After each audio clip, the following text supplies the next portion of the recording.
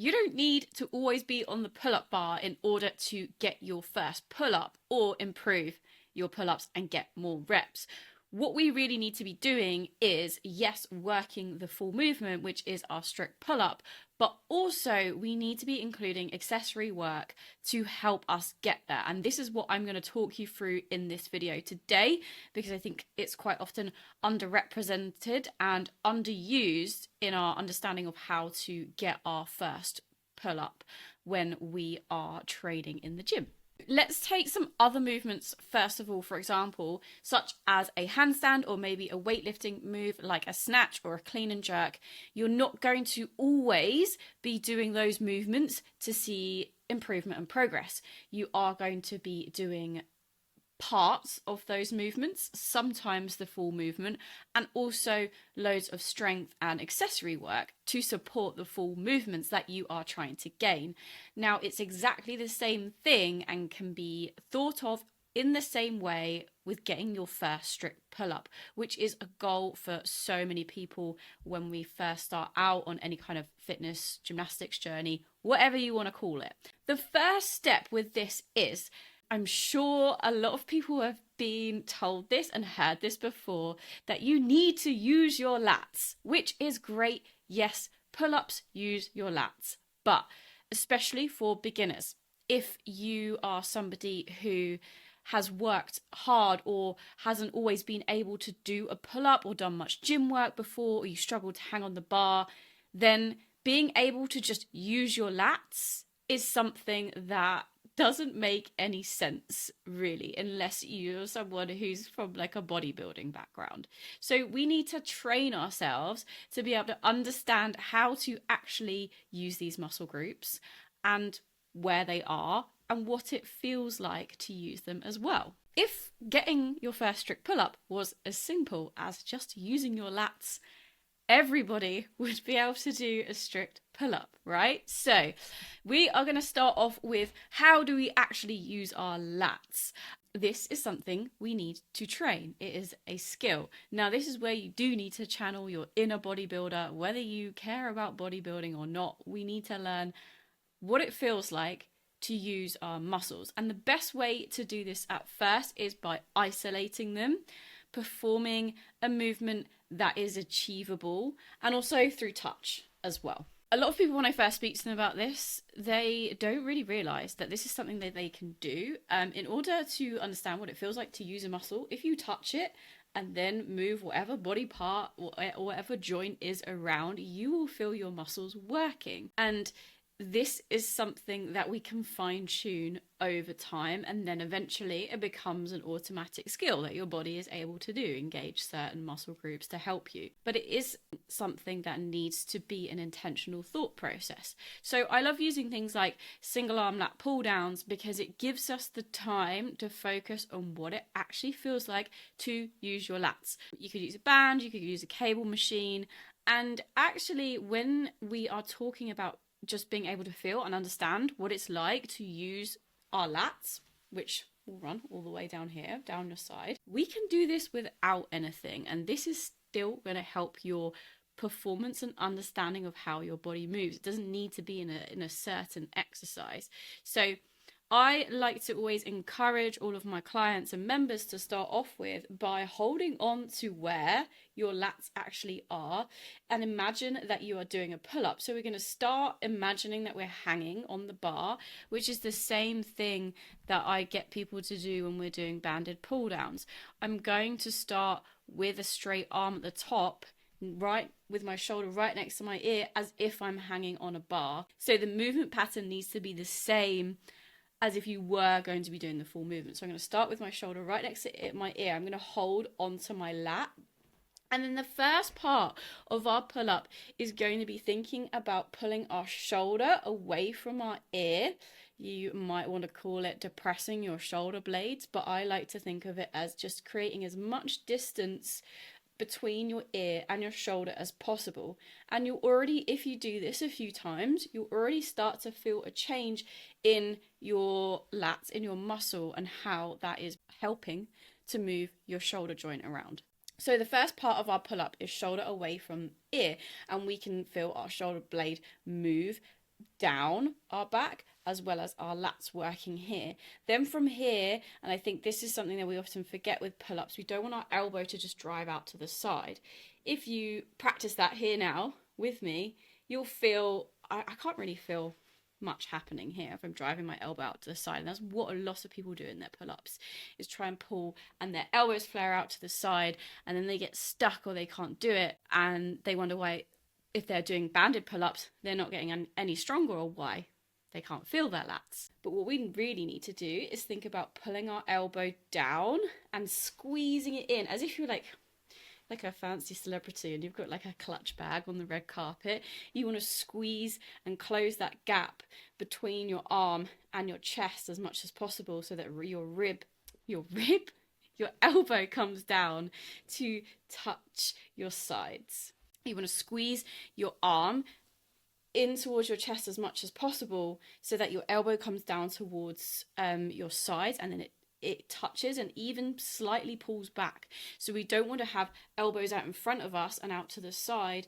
Elbows in our pull-ups need to squeeze down and back, so they almost go behind our body. And if we can train this as well, then this stands us in really good stead for moving forwards into training movements like strict chest to bar or chest to bar, maybe even eventually bar muscle ups, or being able to do more reps or weighted reps of our pull-ups, because we are using that full range of motion, and then we can actually feel our lats working.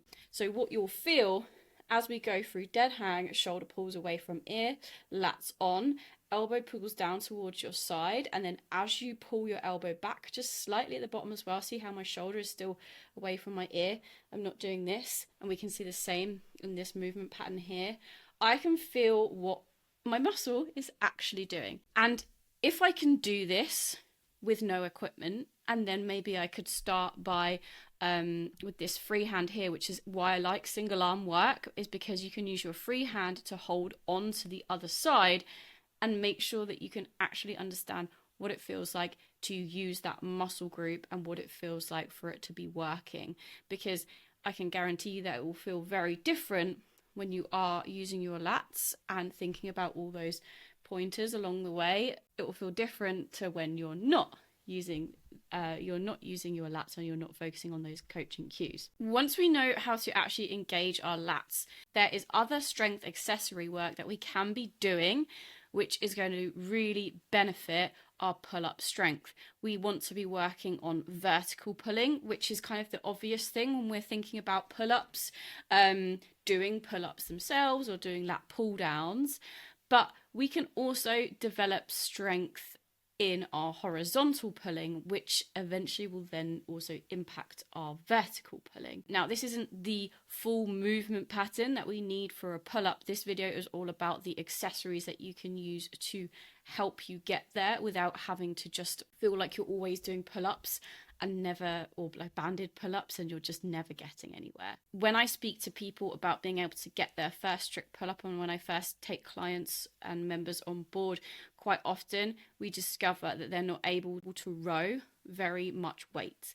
Now, you need to be able to lift sufficient free weight in order to be able to pull and support your body weight on the bar as well. So this is a really useful exercise. Something like a barbell bent over row like this is such a great accessory to add in if you're wanting to develop your pulling strength. Things like gorilla rows, any kind of horizontal row. If you've got a bar, or if you're at home and you've got no equipment, something like going underneath your table if it's sturdy enough and doing a horizontal row up towards your table is going to really help develop this as well. I spoke earlier about making sure that we understand what it feels like to actually use our lats.